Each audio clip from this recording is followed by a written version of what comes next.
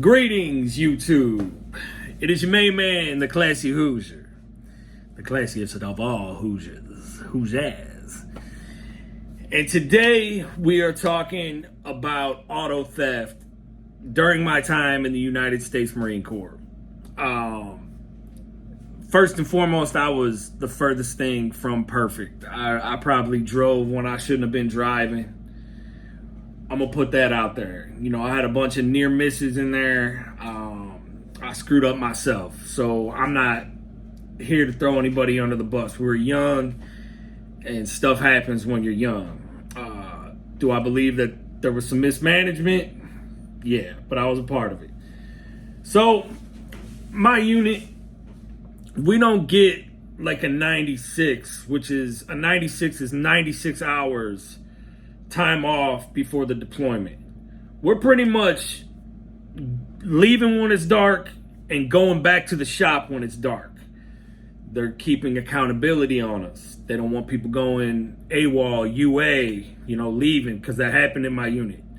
The minute the leash is off, next thing you know, people are gone and going, where's everybody at? The higher ups are like, what the heck?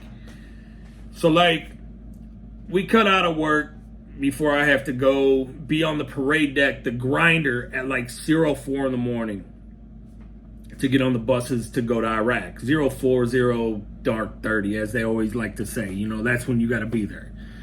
Got my little six pack, go back to the barracks, and I'm just gonna chill. There ain't really much to do. We got out of work. We didn't get to hang out. It wasn't like, oh yeah, take a couple days off and then just be back here. No, it was from work to the grinder to Iraq. That's the plan of attack right there. So this dude, and we'll call him O, he was a tweaker. Big dude, had a tall dude, kind of skinny, but had kind of an African last name. And I know Africa is not a country, but claimed to be African. And, kind of one of them tweakers, if he had the walkie-talkie on him, he would cut the walkie-talkie or, get the cell phone out wherever he was doing his nefarious activities. Did I physically see him doing anything? No. All I know is he was in my bathroom because he always liked to cover his tracks. But he was in my bathroom all night. I'd hear random things. He would come out and kick it, maybe smoke a cigarette, and then go right back to my bathroom because he didn't want to be in his room implicating himself doing something wrong, or if somebody were to knock on his door. So I had my little six pack. I'm kind of sleeping with one eye open, I'm not nervous. I'm just ready to go, ready to get this show on the road. We're going to Iraq in the morning. Woo! So he wants to use, and I'll use this guy's name, Tyru's car. And Tyru was like a Kenyan, Somalian dude. I apologize if I don't know the country that Tyru was from, but he was a cool dude, cool cat. Tyru had this freaking BMW.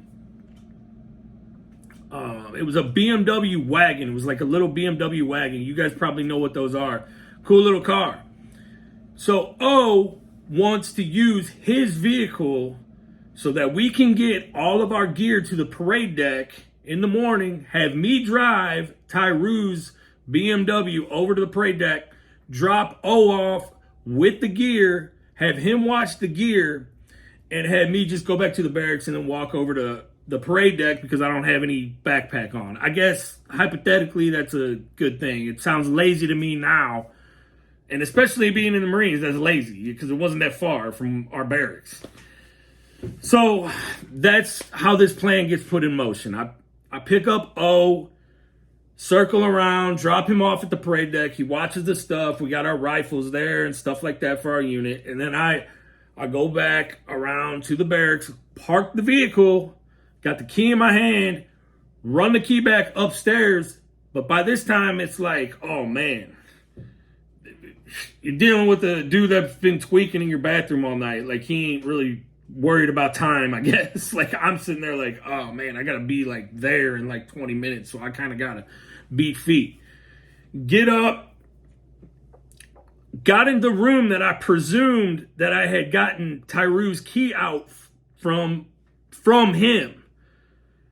Dude's in the rack, takes the freaking key. Oh, thanks, man. Totally like that. Like, I think, all right, cool. And that shows you how dark it was, too. The dude's like Kenyan Somalian. It is like 4 o'clock in the morning. And I think I gave him his keys back. You know what I'm saying? Get back to the parade deck. Everything's there. Nothing happens to my gear. Everybody's cool, whatever.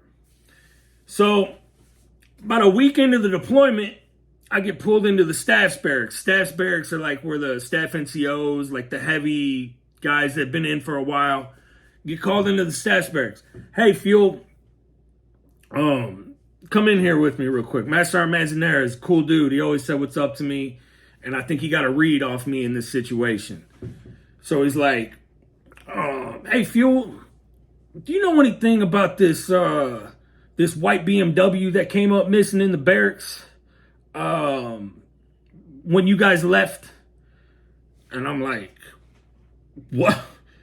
I didn't even want anything to do with this. You know, you're kind of bred to follow in the Marines. So you're like, this dude's saying do this, and all right, cool.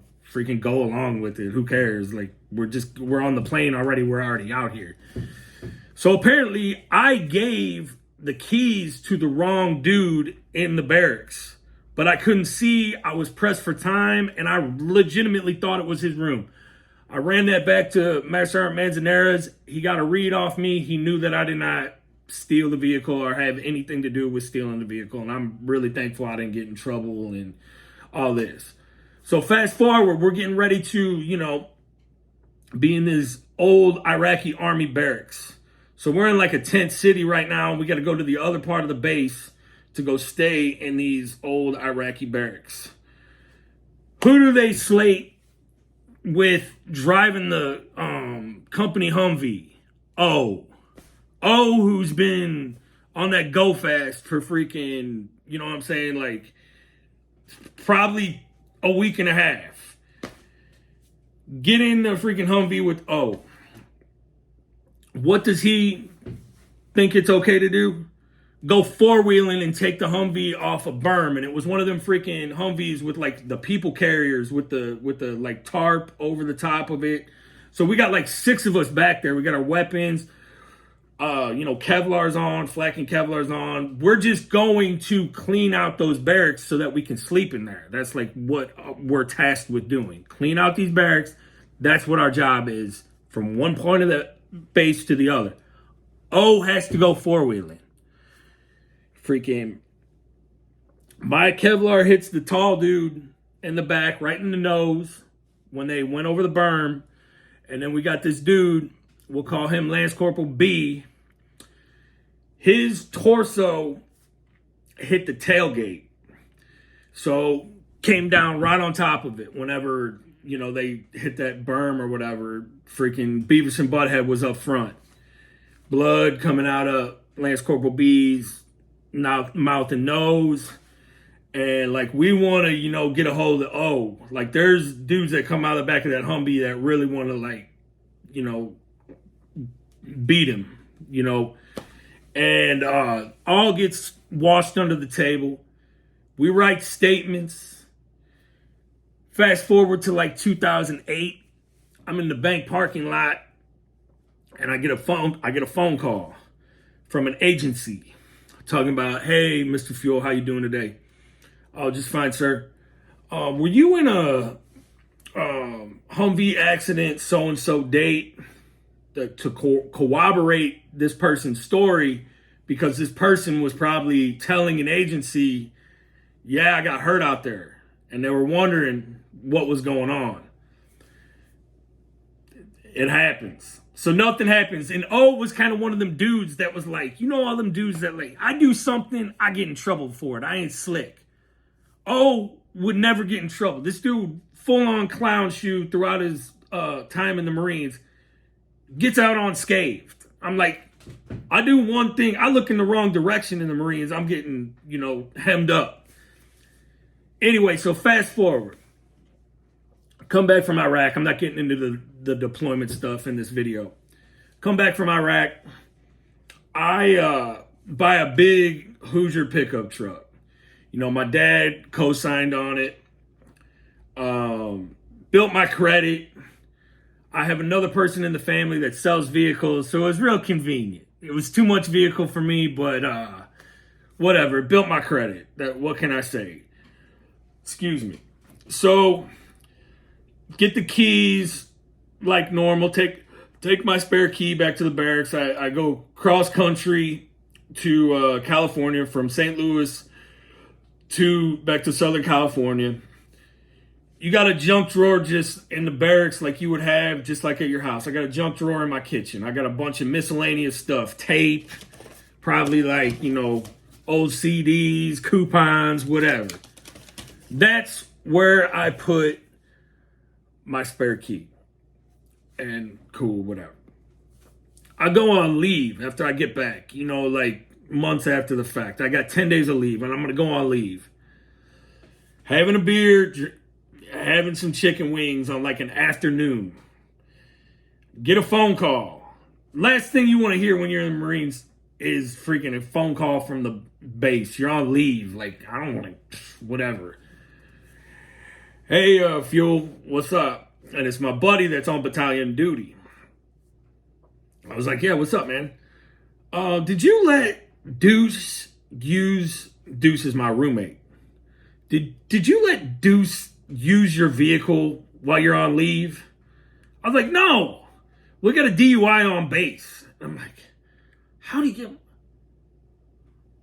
He got the spare key out of my junk drawer that I don't even think about. Like, they stress to you in there to lock up everything. So if you're a young person thinking about going to Marines or going to be in the Marines, lock your stuff up, because you will have somebody that you went to Iraq with steal your vehicle while you're on leave. So my command, whom I talked to throughout that, I guess I ended up getting a phone call from somebody high up in my command, Gunny or something like that. I'm like, hey, what's up, Fuel? How you doing? Yes, Gunner, sorry. You could report this vehicle stolen. And they were trying to burn this individual that got the DUI in my truck. And I knew Deuce. I'm like, no, but I'm not in that room when I get back. I'm grabbing my stuff up out of that room. I don't want to see this person get burned. I went to Iraq with this dude. It's just a truck. Nobody got hurt. Whatever. So get back, and that's what happened. I just loaded up all my stuff, got in a good barracks room, and that was all she wrote. So moral of the story is, lock your stuff up. Don't be following in there. Don't be following in life. Take your own initiative. Use your own brain. Don't just go along with what people are saying. Don't go along with somebody who's been doing tweak in your bathroom all night. Think for yourself. Anyway, peace. The classiest of all Hoosiers. The classy Hoosier. Peace.